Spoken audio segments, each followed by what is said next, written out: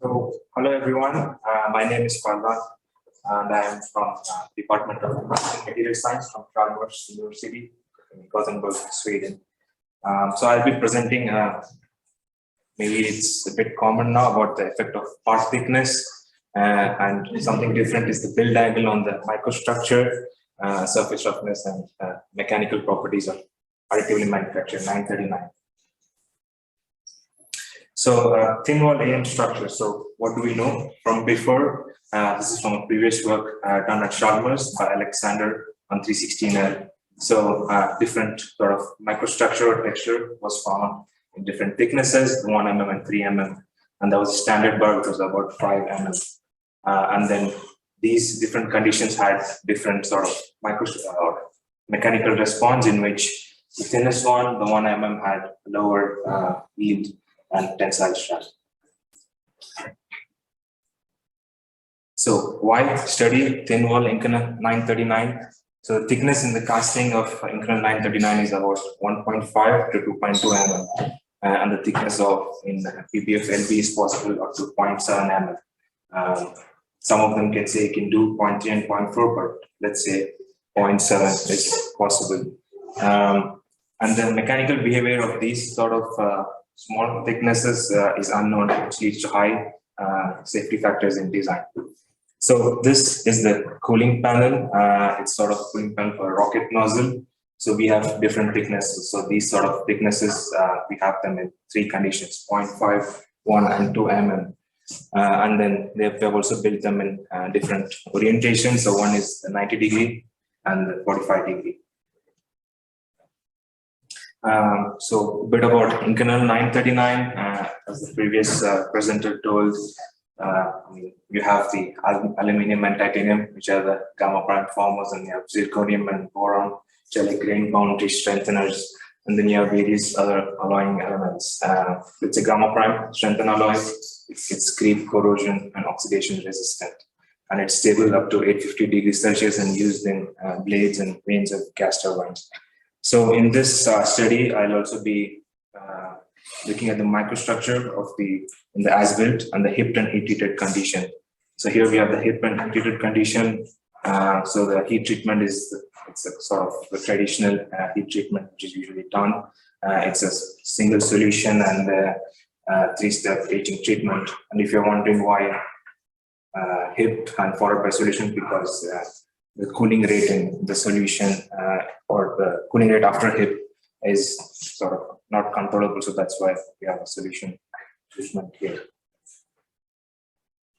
So tensile testing, I've just performed them on the hip and heat treated specimen because that's what the actual component will be used for. So I did miniature tensile specimen, and they were extracted from the cooling panels using EDM, electric discharge machining. And then, yes, it's not a standard specimen. So, of course, I also have results of a standard specimen, which I will present, which is built in a 90-degree orientation. So, a lot of colorful images. So, let's start from here. So, I have the as-built here and the hipped and heat-treated here. So, we see that this is the largest thickness, and we are decreasing. So at 2 mm, we see other than 001, you have other sort of 11 and close to 101 oriented grains. And then as we reduce the thickness, we see that there are more 001 colored grains. And this is again reflected in the whole figures, where we see that, of course, first glance, from 6.4 to 12, so the intensity is increasing, and we get almost a cube-like component or cube-like texture at 0.5 mm.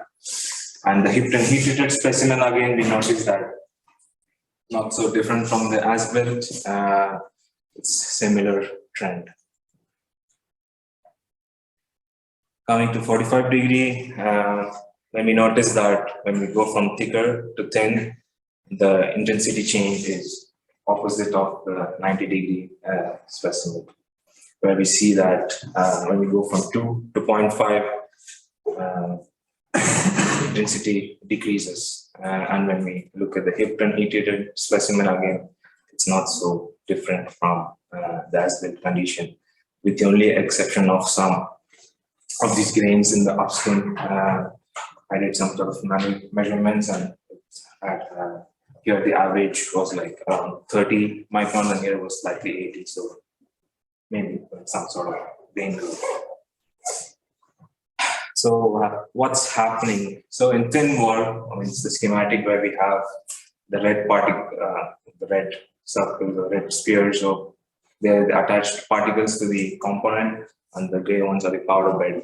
So when the thin walls got more heat accumulation, and the thermal gradient causes a lot more over one oriented grains, which leads to the higher intensity in the fold field.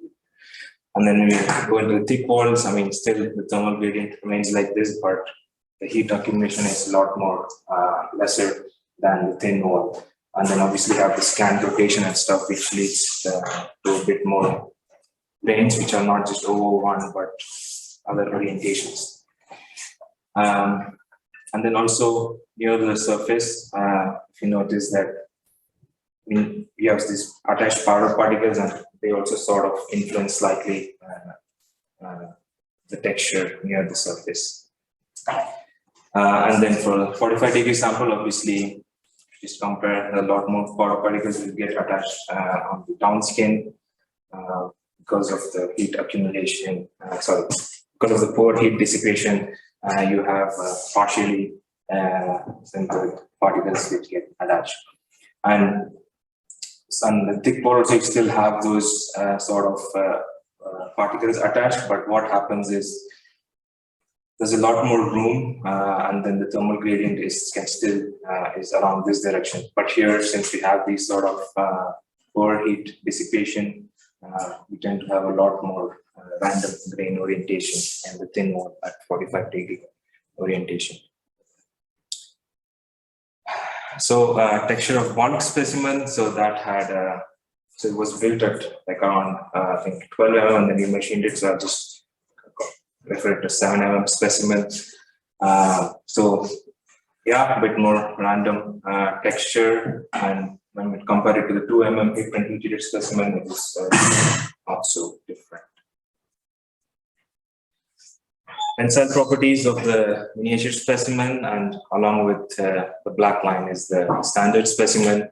So obviously the 0.5 mm performed the worst, or did it, and then 1 mm and the 2 mm. And similarly for the, so this is 90 degrees, and here we have the 45 degrees, similar trend, but obviously slightly lower elongation.